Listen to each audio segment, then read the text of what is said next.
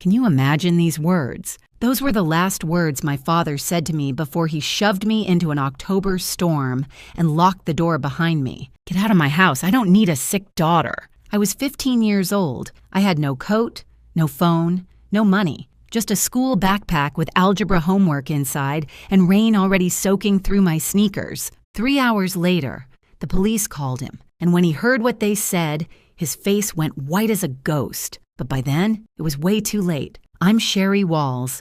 I'm 28 now, sitting in my Boston apartment watching rain slide down the window. There's a letter on my kitchen table, shaky handwriting on cheap nursing home stationery. After 13 years of silence, my father wants to see me, says he's dying, says he's sorry. Funny thing about rain, it always takes me back to that night. October 14th, 2011. I remember coming home from school like it was any other Tuesday. Backpack over one shoulder, head full of the algebra test I'd just aced. I was thinking about dinner, about homework, about the band poster I wanted to buy with my birthday money. Normal 15-year-old stuff. I had absolutely no idea that in less than 2 hours, I'd be walking alone through a freezing storm, wondering if I was going to survive the night. The moment I stepped through that front door, I knew something was wrong.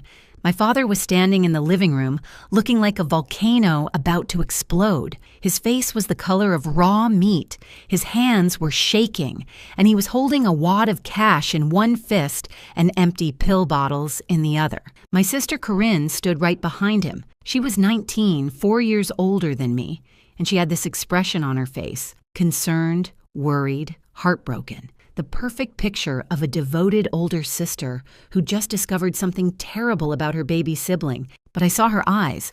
I caught that little flicker she couldn't quite hide. Satisfaction. Our stepmother Jolene hovered in the kitchen doorway, arms crossed, lips pressed together, saying absolutely nothing. That was her specialty, saying nothing while bad things happened. My father didn't even let me put down my backpack. He started screaming like I'd set the house on fire. He said I'd been stealing from his wallet for months. He said I'd been buying pills, hiding them in my room. He said Corinne had found the evidence. Cash stuffed in my dresser, pill bottles in my closet, text messages proving I was talking to drug dealers. I tried to explain. I tried to tell him I'd never touched his wallet, never seen those pills, didn't even know what he was talking about. But the words died in my throat because I realized something horrible. He wasn't listening. His mind was already made up. Corinne had spent the whole day preparing him, feeding him lies like poison wrapped in sugar. She stood there looking devastated,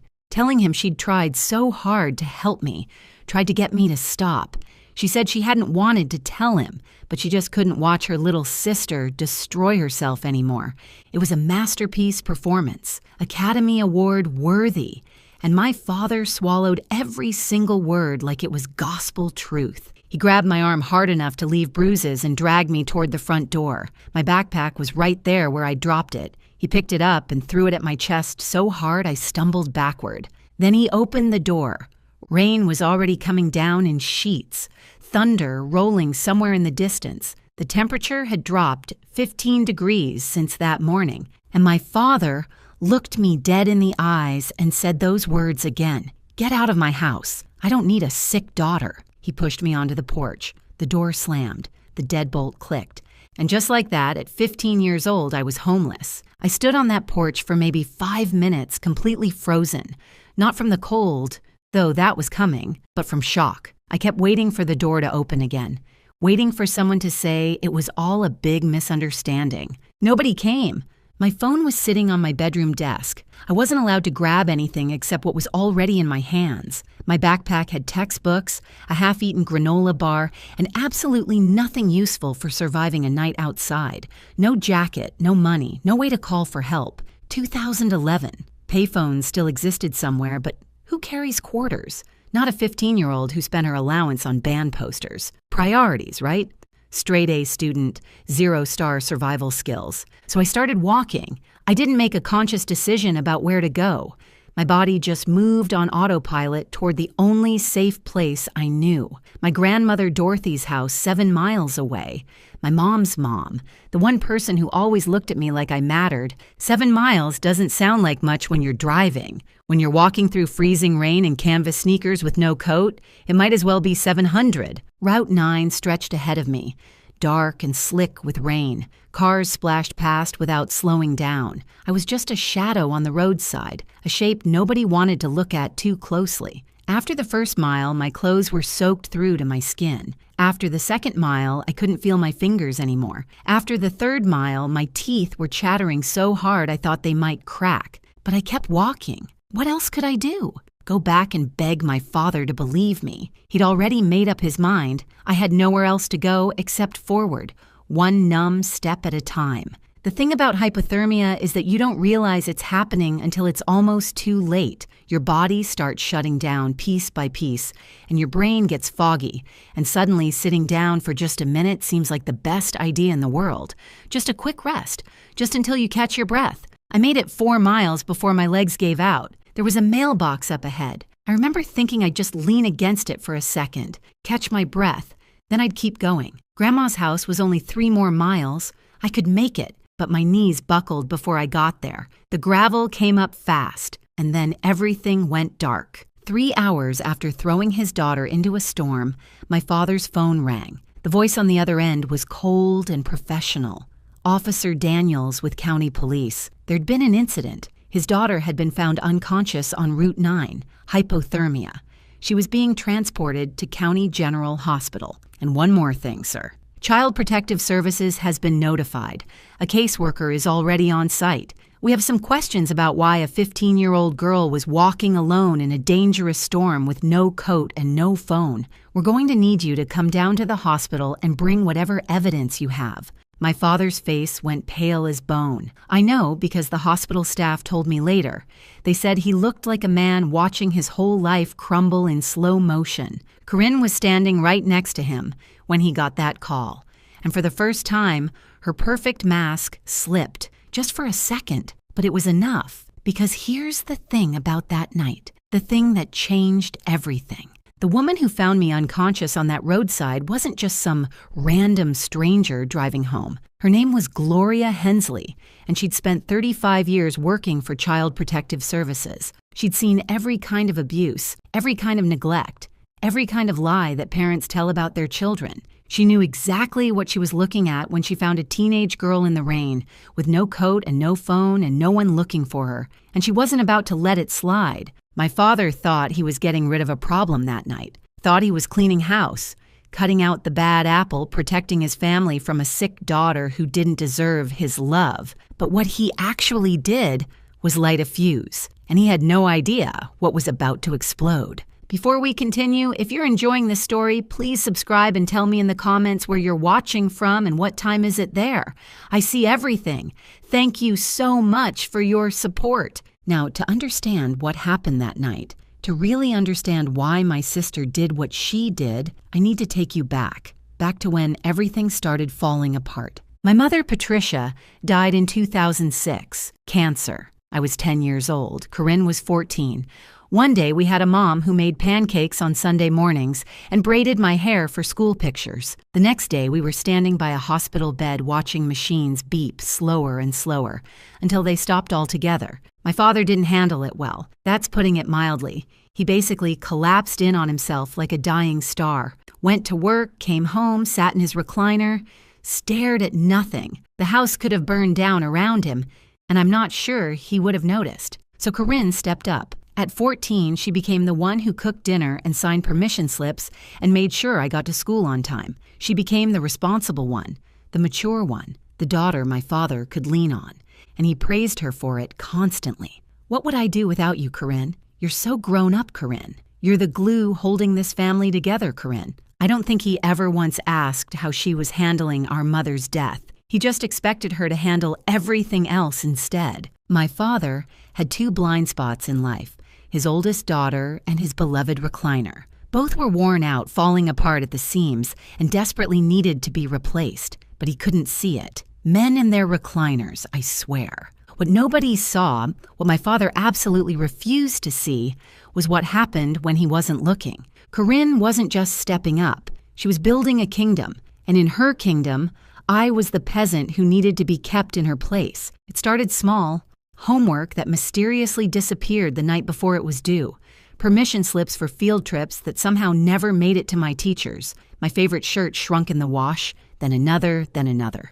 Oops, must have been an accident. Birthday party invitations I sent out that my friends never received. Messages from classmates that got lost. A reputation being built brick by brick without me even knowing. She'd go to my teachers with this sad, concerned expression and tell them I was struggling after our mother's death, that I was acting out at home, that they should be patient with me because I was going through such a hard time.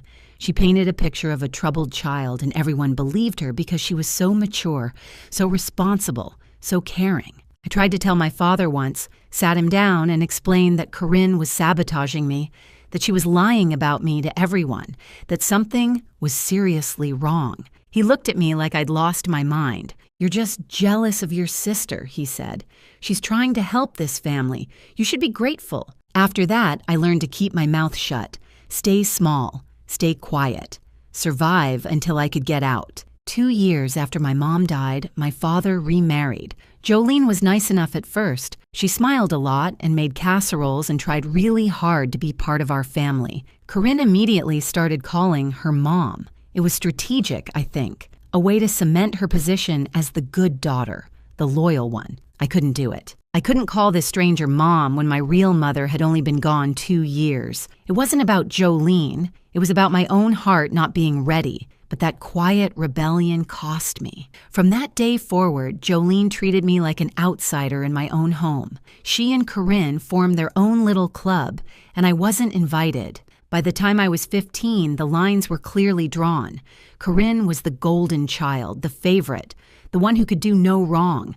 I was the troubled one, the difficult one, the daughter who just couldn't get it together. And then there was the money. My mother had set up trust funds for both of us before she died, $45,000 each, accessible when we turned 18. It wasn't a fortune, but it was something, a safety net, a gift from a mother who knew she wouldn't be there to help us start our adult lives. Corinne turned 18 in 2009 and got her share immediately. It was gone within 11 months. A flashy sports car, designer clothes, expensive gifts for her boyfriend Trent, a smooth-talking guy with big ideas, and absolutely no legitimate income. By the time I was kicked out 2 years later, Corinne was completely broke. Her trust fund was a distant memory, and Trent was always talking about his next big opportunity, his next investment scheme, the deal that was definitely going to make them rich. My $45,000 was just sitting there, untouchable until 2014 when I'd turn 18, unless something happened to me first.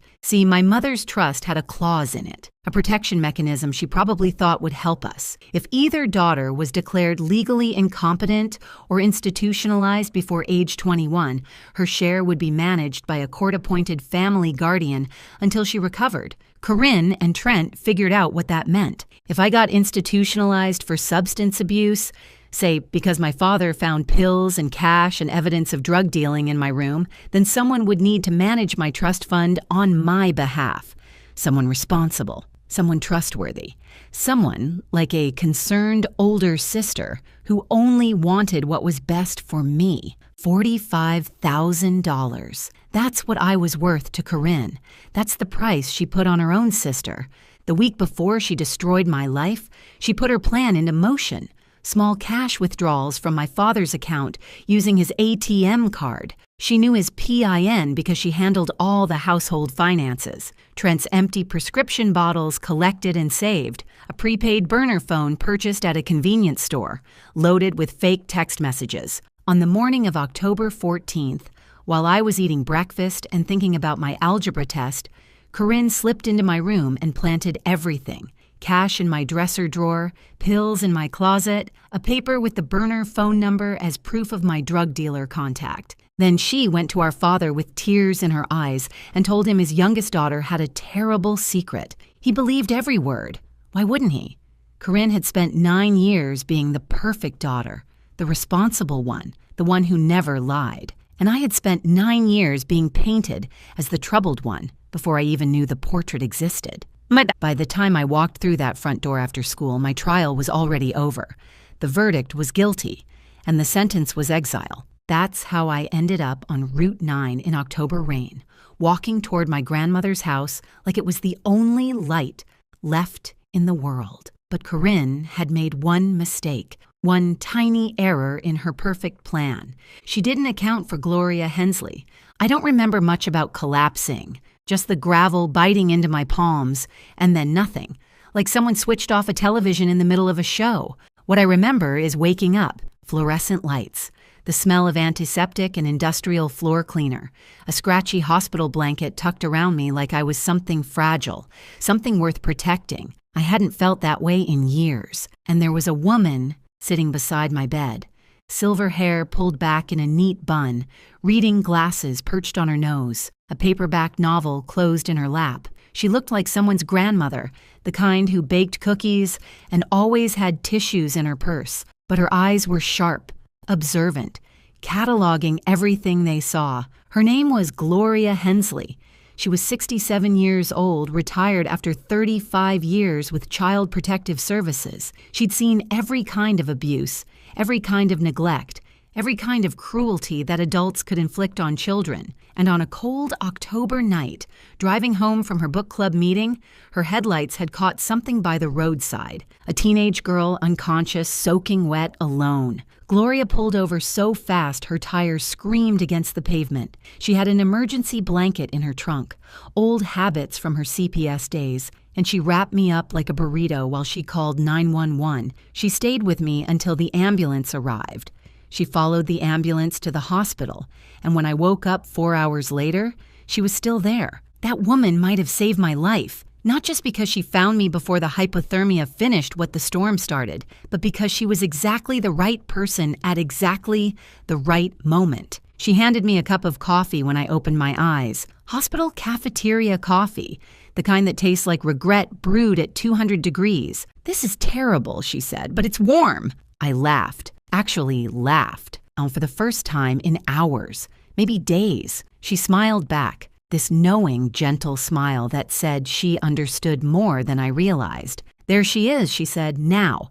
Why don't you tell me why a 15-year-old was walking alone on Route 9 in a storm with no coat and no phone?" So I told her everything. The accusations, the planted evidence, the years of Corinne's manipulation. I told her things I'd never told anyone because no one had ever actually listened. Gloria just sat there, nodding occasionally, never interrupting, never doubting. When I finished, she was quiet for a long moment. Then she said, "I believe you, and I'm going to help you prove it." Those 7 words changed my life. While I was unconscious, things had been happening.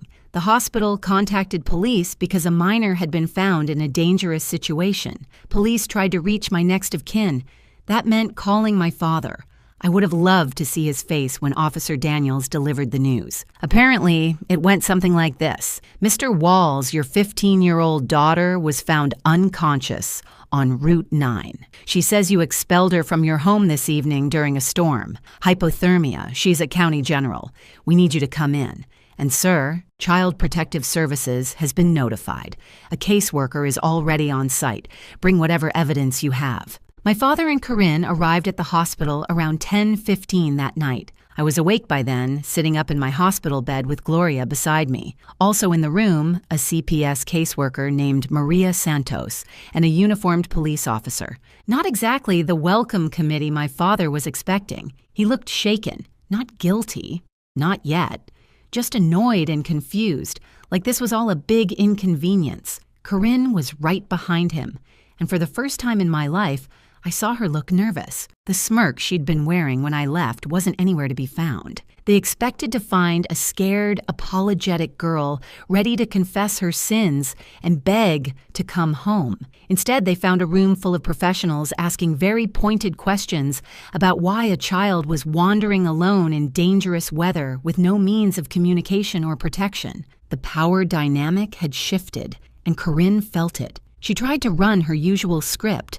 Concerned older sister, troubled younger sibling. We just want what's best for her. But Maria Santos wasn't buying it. 30 years of social work had given her a finely tuned radar for deception, and Corinne was setting off every alarm.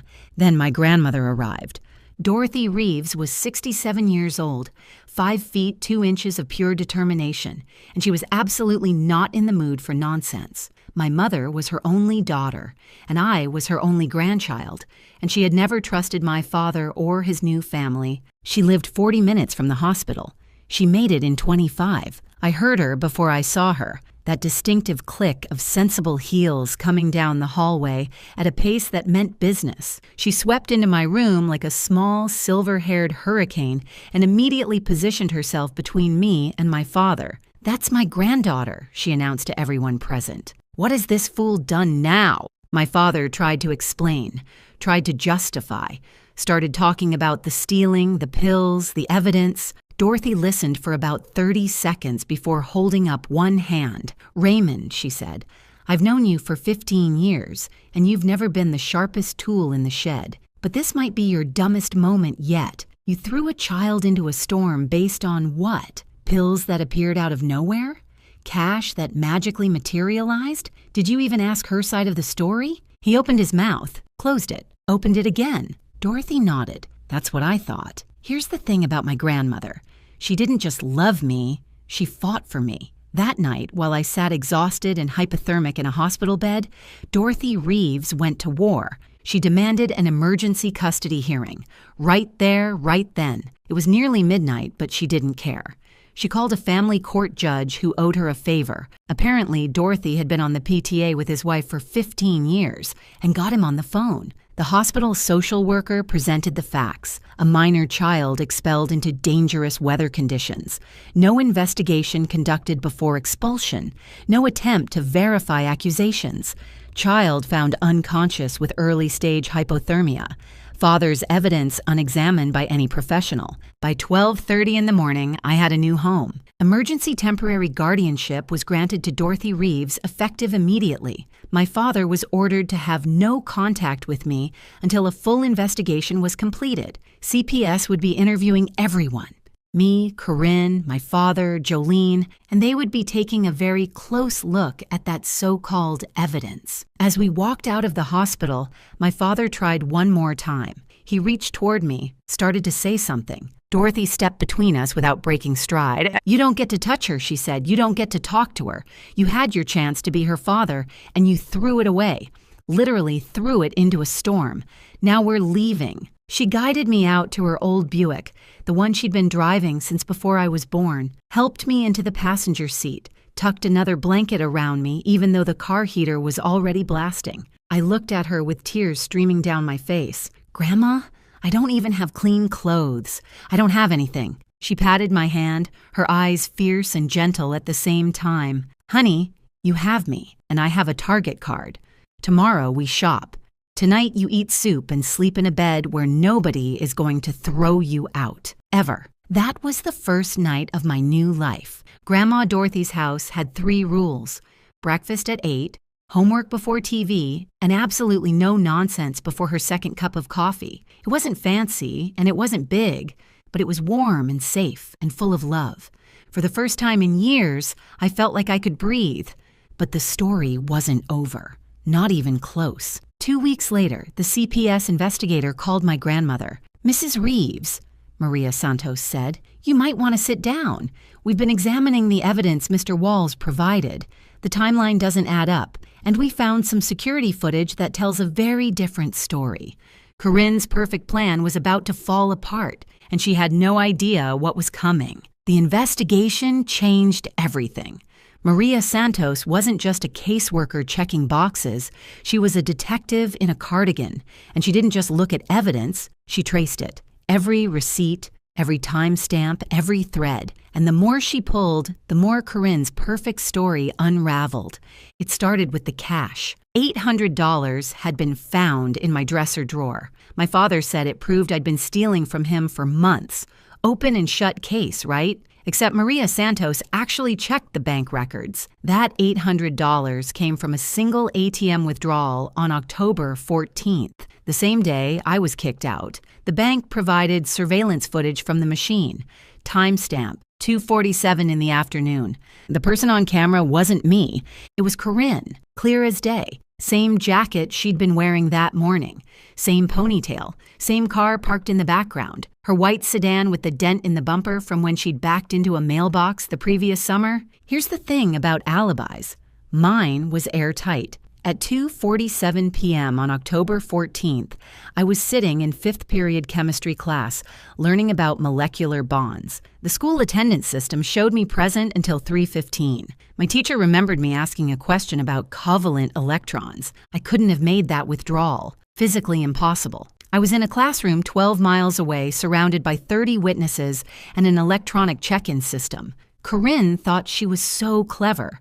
But here's the thing about being a criminal mastermind. You actually have to be smart. She used our father's ATM card without considering that banks have cameras. She made the withdrawal in the middle of the afternoon without checking if I had an alibi. She bought the burner phone at a convenience store 2 blocks from her gym, on camera, in her yoga pants, with her car visible in the parking lot. Some masterminds wear capes. Corinne wore Lululemon, and she got caught because she couldn't be bothered to drive an extra 10 minutes. Then there were the pills. The bottles planted in my closet were traced back to a prescription for Trent Barlow, Corinne's boyfriend, the one with all the big ideas and no legitimate income. Anxiety medication, prescribed by his doctor, filled at the pharmacy on Oak Street. Maria Santos called that pharmacy. Interesting finding. Trent had reported those pills stolen, filed a police report and everything, claiming someone broke into his car and took them. Very concerned citizen behavior. Except he filed that report on October 17th, 3 days after I was kicked out. If those pills were already stolen and hidden in my room on October 14th, why did Trent wait 3 days to report the theft? The answer was obvious, because they weren't stolen. Corinne gave them to him to plant. And then he reported them missing afterward to cover their tracks and get a refill. The delayed theft report was like a flashing neon sign that said, "We planned this. If this story is hitting close to home, I hope you'll stick around, because what happens next is worth every second. Drop a like if you're rooting for me. It means the world." But the real smoking gun was the burner phone. The fake drug dealer texts came from a prepaid phone purchased at a convenience store on October 10th, 4 days before everything went down. Maria Santos tracked down the store and requested their security footage. The buyer was a young woman, brown hair and a ponytail, athletic build, paid cash, but her car was clearly visible through the window, a white sedan, with a dent in the bumper. Same car, same woman. Same trail of breadcrumbs leading straight back to my sister. As the investigation deepened, an even uglier picture emerged. Maria Santos started digging into our family's finances, specifically checks written on my father's account over the past 2 years. What she found made the $800 look like pocket change. Someone had been forging checks in my father's name for nearly 2 years. Small amounts at first, 50 here, 100 there, but they added up. The signatures were close, but not quite right. The money went to accounts connected to Trent Barlow and his various business ventures. Total amount stolen, just under $18,000. Corinne hadn't just framed me. She'd been robbing our father blind for years, and she needed me gone before anyone noticed. My grandmother, Dorothy, wasn't about to let this slide. She hired Leonard Vance, an old family friend who'd practiced family law for 30 years. He'd known my mother, Patricia, since grade school, and when Dorothy explained what had happened, his face went hard in a way that made me glad he was on my side. Leonard filed for permanent guardianship immediately. He also filed a civil suit against Corinne for fraud, emotional distress, and whatever else he could make stick. And he made sure my trust fund was protected with additional oversight so nobody could touch it until I turned 18. That year taught me something I carry with me still. Keep records of everything, every receipt, every message, every promise someone makes. Write it down. My grandmother kept a folder for every important document in her life. Bills, letters, tax returns, warranties. She called it her paper insurance. After everything that happened, I started doing the same thing. I was 16 years old and I bought my first filing cabinet. Still have it, still use it. Some habits save your life. Living with Grandma Dorothy was like learning to breathe again after years of holding my breath. Her house wasn't big or fancy. 2 bedrooms, 1 bathroom, a kitchen that smelled like coffee and cinnamon. But it was warm, and it was safe. And nobody there was plotting against me. She enrolled me in a new school where nobody knew my history. I made real friends for the first time. People who liked me for me. Not because they'd been fed a story about who I was supposed to be. I started seeing a counselor, finally processing years of manipulation that I'd absorbed without even realizing. Grandma Dorothy didn't have a lot of rules, but she was strict about one thing. Dinner at 6, no exceptions. She said chaos can wait until after the meatloaf. Honestly, best advice I've ever gotten. Meanwhile, my father's world was crumbling. The CPS investigation put the entire Walls household under a microscope. Raymond was questioned multiple times, each session leaving him more exhausted and confused. How had he missed so much? How had he been so blind? Jolene started sleeping in the guest room. Conversations between them became clipped, tense, loaded with accusations neither of them wanted to say out loud, and Corinne was furious. Not sorry, and never sorry. Just angry that her plan had fallen apart. She blamed everyone but herself. The CPS investigator was biased. The bank footage was misleading. Trent's prescription records were a misunderstanding. The golden child's crown was slipping, and she couldn't stand it. Leonard Vance spent months building an airtight case. Bank records, surveillance footage, pharmacy documents, phone purchase receipts. He collected witness statements from Gloria Hensley, from my teachers, from neighbors who'd noticed Corinne's car coming and going at odd hours. Even some of Corinne's former friends came forward. Turns out she'd burned a lot of bridges over the years, and people were happy to share stories about her lies, her manipulation, her casual cruelty. The court date was set for March 2012. But 1 month before the hearing, something unexpected happened. Trent Barlow got arrested in Nevada. Federal marshals picked him up for running the same investment scam in 3 different states. Over $400,000 stolen from victims who trusted him with their savings. He was facing serious federal charges, possibly 15 years in prison. His lawyer made a phone call the next day. Trent was ready to cooperate, ready to make a deal, ready to tell the truth about everything, including his girlfriend, Corinne, and what she'd done to her little sister. The walls were closing in, and Corinne had nowhere left to run. Trent Barlow was many things: a con artist, a liar, a man who'd built his entire life on other people's trust and money. But he wasn't loyal. The moment federal prosecutors offered him a reduced sentence in exchange for cooperation, he sang like a canary with a record deal. His written statement was 12 pages long. He confirmed everything. The plan to frame me had been Corinne's idea from the beginning. She'd been stealing from our father for nearly 2 years, funneling money to Trent for his investments. When she realized her theft was getting harder to hide, she decided she needed a scapegoat.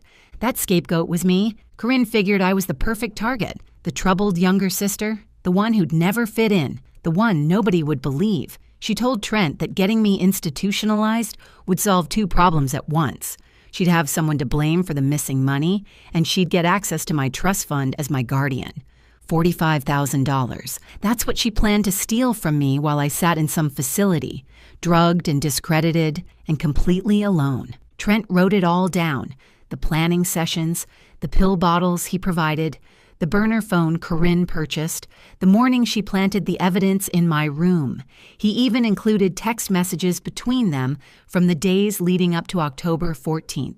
Messages that proved this wasn't impulsive. It was calculated, premeditated, cold. His final line stayed with me. Corinne said her sister was a nobody who wouldn't fight back. She was wrong. March 2012. Family court.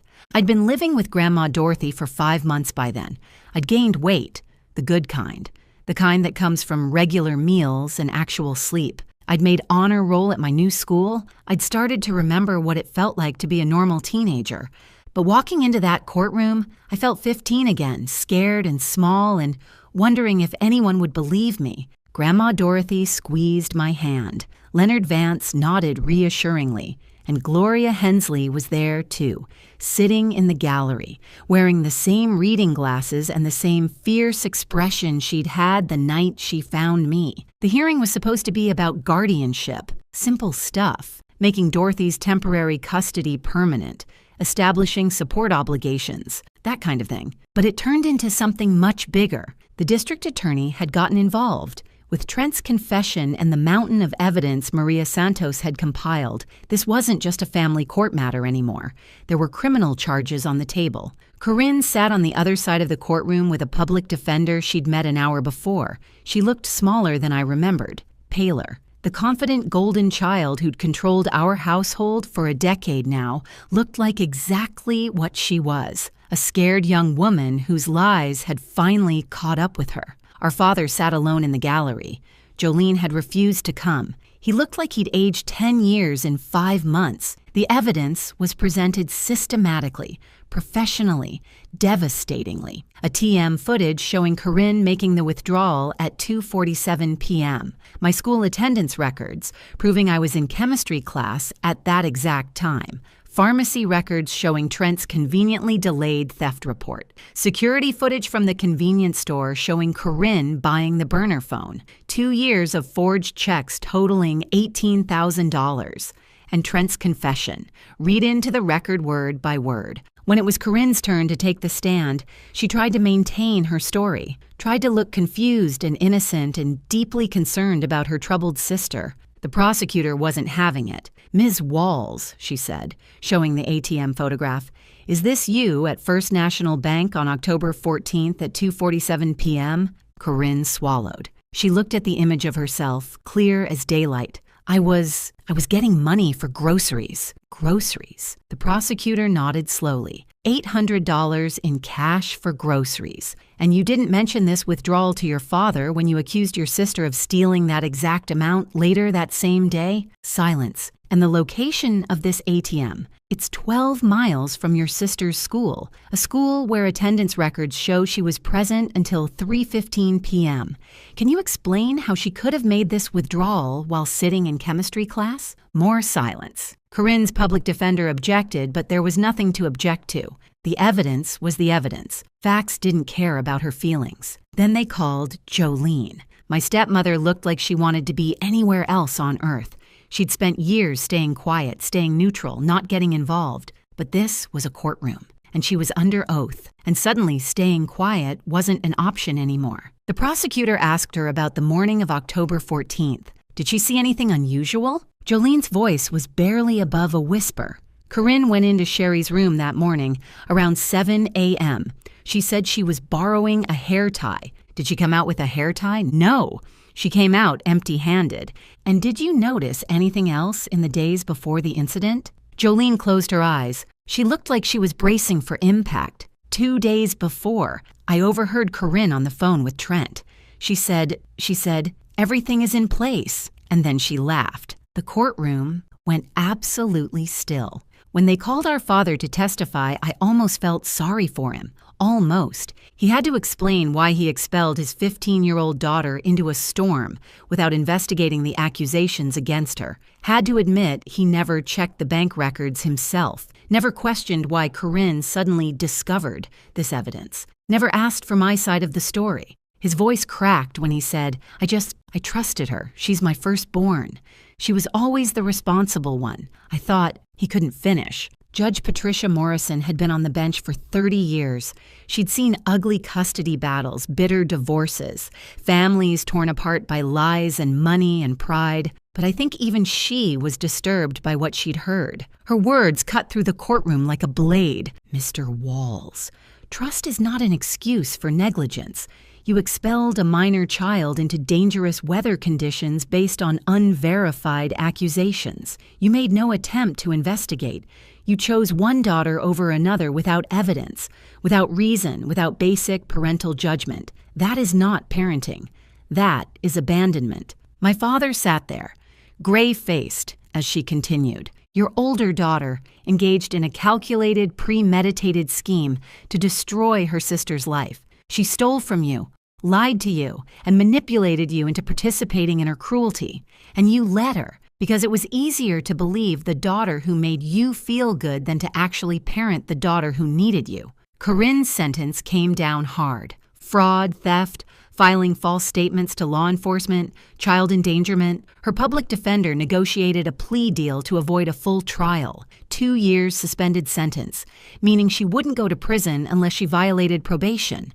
5 years of supervised probation, 200 hours of community service, full restitution of all stolen funds, the $18,000 from our father, and the $800 she'd planted to frame me. The court also issued a permanent restraining order. Corinne was not allowed to contact me directly or indirectly for any reason. If she came within 500 feet of me, she'd go straight to jail. And here's the part that would follow her forever. Felony conviction, permanently on her record. No more jobs in finance, no positions involving money or trust, no working with children or vulnerable adults. The golden child had a scarlet letter now, and it wasn't coming off. My father lost guardianship rights permanently. He was ordered to pay for my therapy and educational expenses until I turned 21. He was also ordered to establish a college fund from the restitution money. The community found out everything. Small towns talk. Within weeks, everyone knew what Raymond Walls had done to his younger daughter. Friends stopped calling. Neighbors looked away. His church group suddenly had scheduling conflicts whenever he tried to attend. Jolene filed for divorce 6 weeks later. She'd been complicit in my suffering, and she knew it, and she couldn't stand to be reminded of it every time she looked at her husband. The judge turned to me at the end. "Miss Walls," she said, "you've shown remarkable resilience in the face of extraordinary cruelty. The court grants full permanent custody to your grandmother, Dorothy Reeves. Your trust fund will remain protected until you reach 18, and I sincerely hope you have a better future than your past." I wanted to say something clever, something memorable. I wanted to say, "Your Honor, you should see me parallel park. That's the real test of character. But some jokes are just for yourself." And that moment was too big for humor. Instead, I just said thank you. As we walked out of the courthouse, my father tried one last time to approach me. "Sweetheart," he started, "I'm so—" Grandma Dorothy stepped between us without breaking stride. Her voice was ice. "You don't get to call her that anymore. You lost that right when you threw her into a storm." We kept walking. I didn't look back. The sun was shining that day. March, in our part of the country, can go either way. But that afternoon was warm and bright and full of promise. I had a grandmother who loved me, a lawyer who'd fought for me, a caseworker and a retired CPS supervisor who'd believed me when no one else would, and I had a future, finally. But some stories don't end with the courtroom. Some stories have one more chapter. 13 years later, a letter arrived. October 2024. I'm 28 years old now, and my life looks nothing like I imagined when I was 15, walking through a storm with nothing but a school backpack and soaking wet sneakers. I live in Boston. Beautiful apartment with a view of the harbor.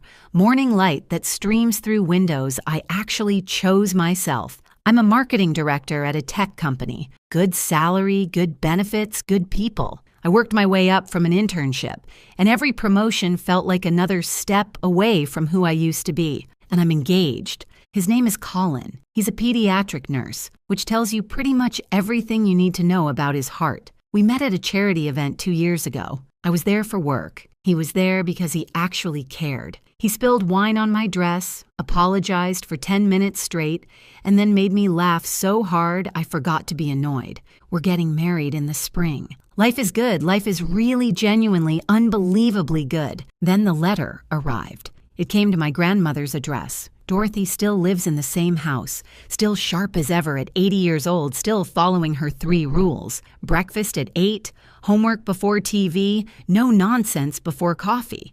Some things never change. She called me, said something had arrived that I needed to see. Her voice was careful, neutral, the way she sounds when she's trying not to influence my decisions. I drove down that weekend. The envelope was plain white, cheap paper, with shaky handwriting I barely recognized. The return address was Maple Grove Care Center, a nursing home about an hour from where I grew up. I opened it at Dorothy's kitchen table with a cup of coffee going cold in my hands. "Dear Sherry," it began, "I know I don't deserve to ask anything of you. I know you have every reason to throw this letter away without reading it, but I'm asking anyway because I don't have much time left and I need to say this before I go. I'm at Maple Grove now. Had a stroke 2 years ago. Left side doesn't work so well anymore. Jolene is long gone. Took half of everything and moved to Florida with some accountant she met online. The house is sold. There's nothing left of the life I thought I had. Corinne came to see me last week. I wouldn't let her in the room. I can't look at her. I can't hear her voice without remembering what I did because of her lies. You're the only one I want to see. The only one I need to apologize to. I was your father, and I failed you in the worst way a parent can fail a child. I believed lies over truth. I chose comfort over justice. I threw you away like you were nothing. I know you owe me nothing.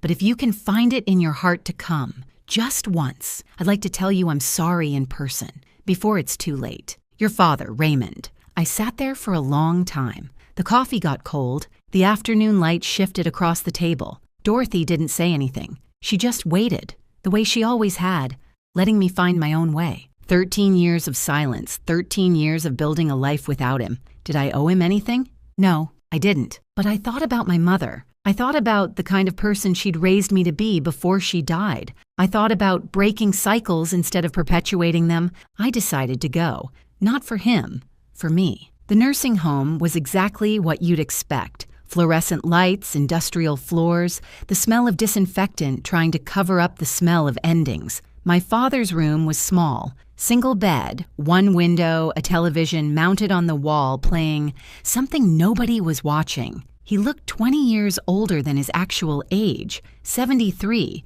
but he could have passed for 90. The stroke had taken something vital out of him, left him crumpled and gray and small in a way I'd never seen. He cried when I walked in. Couldn't speak for the first few minutes, just sat there with tears running down his face while I stood by the door, wondering if I'd made a mistake. Eventually, he found his voice. He apologized. Over and over, stumbling over words, repeating himself because the stroke had taken some of his language too. He said he'd been blind, stupid, cruel. He said losing me was the worst thing he'd ever done. He said he thought about that October night, every single day, every single night, every time it rained. I let him finish, didn't interrupt, didn't comfort him either. Then I said what I'd come to say. I forgive you. His face crumpled with relief. But I want you to understand what that means. I pulled a chair close to his bed and sat down, made sure he was looking at me. Forgiveness doesn't mean I forget. It means I'm choosing not to carry this anger anymore. It's heavy, and it's been weighing me down, and I'm done letting you take up space in my heart. You threw me into a storm because you believed a lie. You didn't believe it because the evidence was compelling. You believed it because it was easier, because Corinne made you feel good about yourself. And I reminded you of everything you'd lost when Mom died. You chose the comfortable lie over your own daughter. I built my entire life without you. I put myself through college. I built a career. I'm marrying a man who would never, ever throw me out in a drizzle, let alone a hurricane. I'm happy, but you need to live with what you did. That's not my burden to carry anymore. It's yours. He nodded, tears still streaming. I don't think he had words left. I know, he finally managed. I know. I just needed you to know I'm sorry. I needed to see you. One last time. I stayed for another 20 minutes. We didn't talk much. What else was there to say? I told him about my job, my apartment, Colin, surface things, safe things. He listened like it was the most important conversation of his life. When I got up to leave, he reached out with his good hand. Not grabbing, just reaching. I let him touch my fingers for a moment. Then I walked out. In the hallway, a nurse stopped me. You're his daughter, right? The younger one? I nodded. She glanced back toward his room, then at me. Your sister came by last week. He refused to see her, told us to send her away. I stood very still. He wouldn't see her? The nurse shook her head, said he could only stomach apologizing to one daughter, and it wasn't her. He got pretty upset about it, actually. Said he couldn't look at her face anymore without seeing what she'd done. I didn't know what to say to that. After all these years of being the rejected one, the throwaway daughter, the one who wasn't good enough, my father had finally rejected Corinne, the golden child, the favorite, the one he'd believed without question. Too late to matter, too late to heal anything, but still, something shifted in my chest. Not forgiveness, exactly. I'd already given that. Something more like completion, like the last page of a very long book, finally turning. I walked out of that nursing home into October sunshine. Same month, different weather, different life. 13 years ago, October meant rain and betrayal and hypothermia. Now October means falling leaves and pumpkin spice everything. Yes, I'm basic. I don't care. And the anniversary of when my real life began. Some storms don't destroy you.